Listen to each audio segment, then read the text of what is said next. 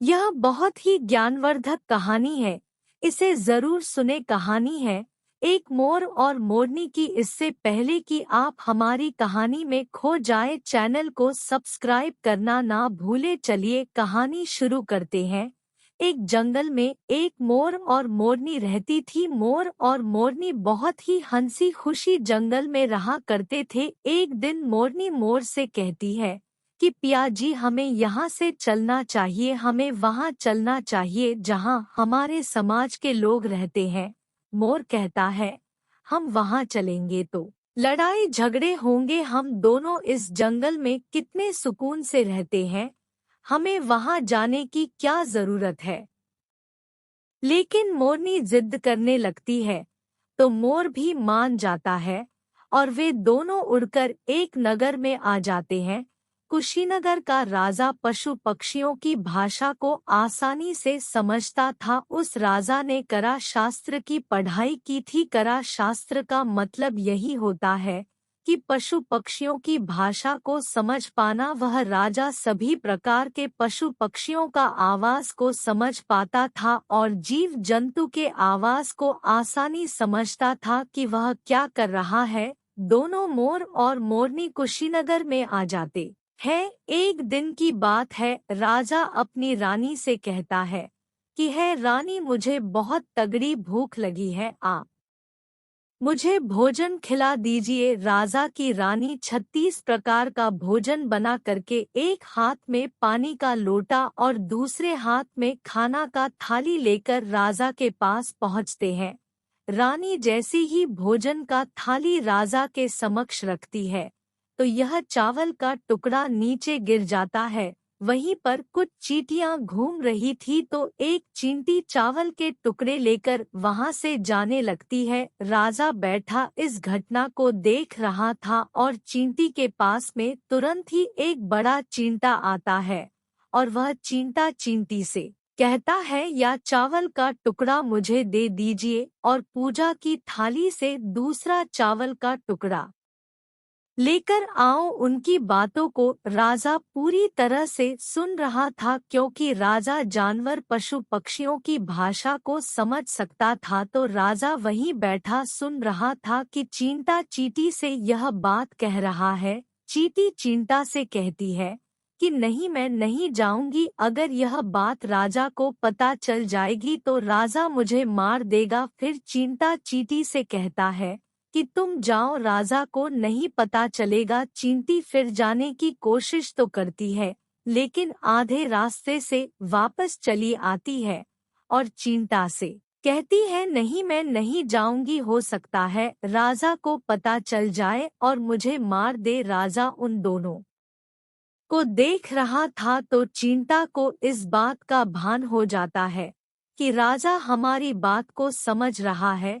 फिर से कहता है कि देखो, लगता है राजा हमारी बात को समझ रहा है, राजा ने हमारी बातों को सुन लिया है, इसीलिए वह भी देख रहा है। चींटी चींटा से कहती है, अगर राजा ने हमारी बात को सुन तो लिया, अगर यह बात राजा किसी और को बताएगा तो उसी समय पत्थर का बन जाएगा। राजा चींटा और चींटी की बात को बखूबी सुन लेता है और समझ लेता है। राजा इस बात को सुनकर हंसने लगता है। जैसे ही राजा को हंसी आती है, उधर राजा की रानी रसोई से बाहर आती है।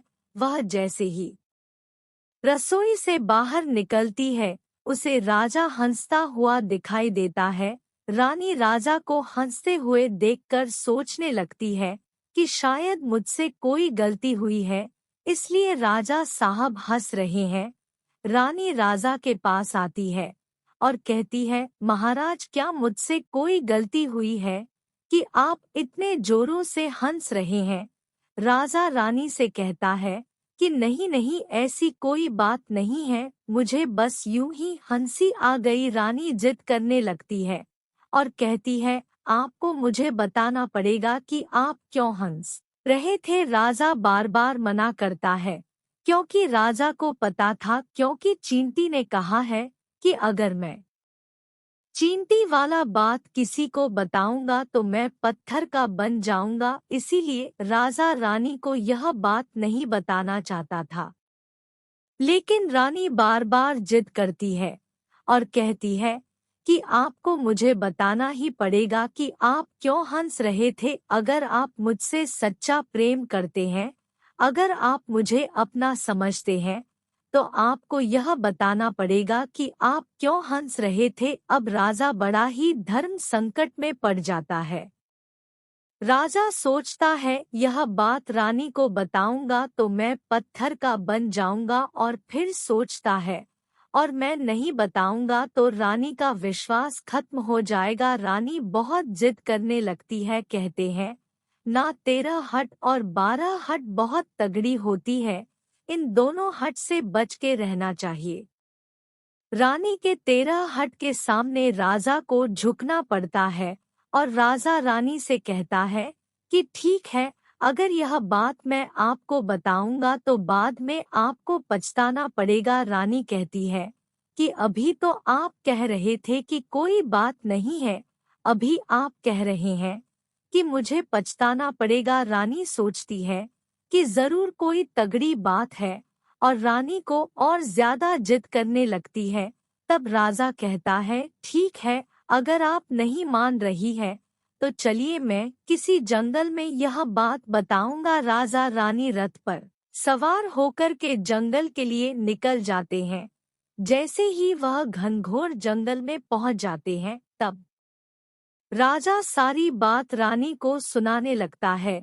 जैसे ही राजा थोड़ी थोड़ी बात रानी को सुनाते गया और राजा धीरे धीरे पत्थर का बनता गया। जैसे राजा आधी बात रानी को सुनाए, राजा आधा पत्थर का हो गया। राजा फिर रानी से कहता है मैं धीरे धीरे पत्थर का बनता जा रहा हूँ, बाद में बहुत पछताओगे। रानी कहती है कि हे राजा साहब, थोड़ी सी बात बची है, आप उसे भी सुना दीजिए। राजा पूरी बात बता देता है और राजा पूरा पत्थर का बन जाता है। रानी के जिद के कारण राजा पूरा पत्थर का बन जाता है। रानी रोने लगती है। रानी उस पत्थर को हिलाने की कोशिश करती है, लेकिन भारी भरकम पत्थर कैसे हिला पाती, क्योंकि राजा बहुत ही भारी था। राजा पत्थर का बन जाता है और उधर रानी सर पटक कर रोती है, छाती पीटती है, विलाप करती है